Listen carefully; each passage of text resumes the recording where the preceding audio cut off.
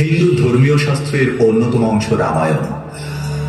বিষ্ণুর সপ্তম অবতার রাম ছিলেন অযোধ্যার রাজা দশরথ ও তার জ্যেষ্ঠ স্ত্রী কৌশল্যার জ্যেষ্ঠ ও প্রিয়তম পুত্র। মিথিলার রাজা জনক ছিলেন দেবী সীতার পিতা। পুরাণ মতে সীতা ভূমি থেকে উৎপন্ন হয়েছিলেন এবং রাজা জনক তাকে দত্তক কন্যা হিসেবে লালন করেন। যখন সীতা প্রাপ্তবয়স্ক হন, রাজা জনক স্বয়ংবরের আয়োজন করলেন এই শর্তে, যে রাজপুত্র দেবতা শিবের হরধনুকে তুলতে ও দড়ি দিতে সক্ষম হবে, সীতা তার সঙ্গেই বিবাহ বন্ধনে আবদ্ধ হবেন। অনেক রাজা, রাজপুত্র, বীর যোদ্ধা, এমনকি লঙ্কারাজ রাবণ উপস্থিত হলেন সেই সভায়। স্বয়ংবরের কথা শুনে বিশ্বামিত্র রাম ও লক্ষ্মণকে সাথে নিয়ে জনকের আমন্ত্রণে অনুষ্ঠানে অংশগ্রহণ করলেন।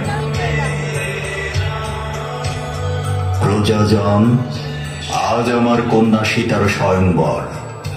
বহু যুগ পূর্বে শিব ঠাকুরের যে ধনুক আমি পূজার সময় পেয়েছিলাম, সেই হরধনু তুলতে পারবে যে বীর, কন্যা সীতার প্রতি পরমেশ্বর হবার অধিকারী হবে সেই। রাজন, সবকিছু প্রস্তুত, রাজারা একে একে আসছেন। একে একে সবাই চেষ্টা করলেন, কিন্তু কেউ এই হরধনুক একটু নাড়াতেও পারলেন না।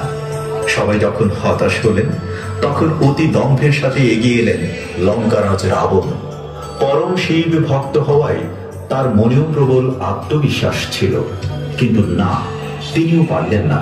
ক্ষুব্ধ হয়ে বললেন, এই অপমান আমি কখনোই ভুলব না জনক। যে ধনুক আমি তুলতে পারিনি, সেই ধনুক তোলা কারণ নেই। এই সভা ডেকে ছলনা করে আমাকে অপমান করা হয়েছে। একদিন এর প্রতিশোধ আমি নেবই। সবার ব্যর্থতা দেখে রাজা জনক অতি আবেগপ্রবণ হয়ে গেলেন এবং অনেক দুঃখ নিয়ে বলেন, আপনারা নিজেদের অনেক শক্তিশালী আর বীর ভাবেন, অথচ একটা ধনুক তোলার ক্ষমতাটুকু আপনাদের নেই। আমারই ভুল হয়েছে এই সভার আয়োজন করে। তা না হলে আজ আমার কন্যার এহেন অপমান সইতে হতো না। রাজন, জনক, আমি বিশ্বামিত্র, এই যুবক অযোধ্যার রাম, রাজা দশরথের পুত্র। আমি চাই তাকেও একবার সুযোগ দেওয়া হোক। অল্প বয়সে কি পারবে ধনুক তুলতে? রাজন, অগ্নিতে সোনার পরিচয় মেলে সুযোগ দিন। ঋষি বিশ্বামিত্রের কথায় এগিয়ে গেলেন রাম। মন ভরে স্মরণ করলেন মহাদেবকে। মহাদেবের হৃদয়ে যে নারায়ণের বাস। ধনু তোলার আগে বললেন, সভায় উপস্থিত সকল শ্রদ্ধেয় অতিথিগণ, এই কাজ আমি নিজের গৌরবের জন্য করছি না। গুরু আজ্ঞা পালন করাই আমার ধর্ম। প্রভু, যদি এই কর্ম ধর্ম সঙ্গত হয় তবে সব। রাম এক হাতেই সেই ধনুক তুলে ধরেন। বাঁকাতে গিয়ে ধনুক ভেঙে যায় বিকট শব্দে। প্রকম্পিত হয় চারদিক। সবাই বিস্ময়ে চমকে উঠে।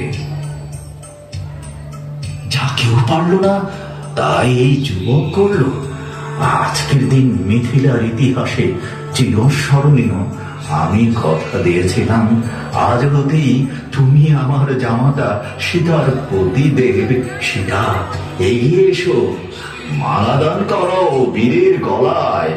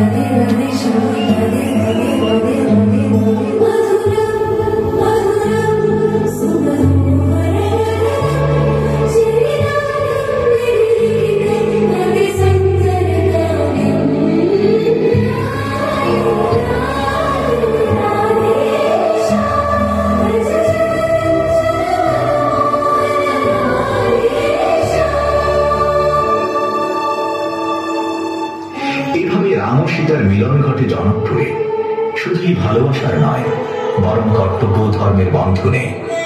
কিন্তু রাবণের মনে সেদিন থেকেই জন্ম নেয় তীব্র ক্ষোভের, যা পরবর্তীতে সীতাহরণের মাধ্যমে ভয়ঙ্কর রূপ নেয়। রাবণ বধের জন্য রাম তখন আরাধনা করেন মহামায়া দেবী দুর্গার, যেটি ইতিহাসে পরিচিত মায়ের অকাল বোধন নামে, যা আজকের দিনে আমরা শারদীয় দুর্গাপূজা নামে উদযাপন করে থাকি।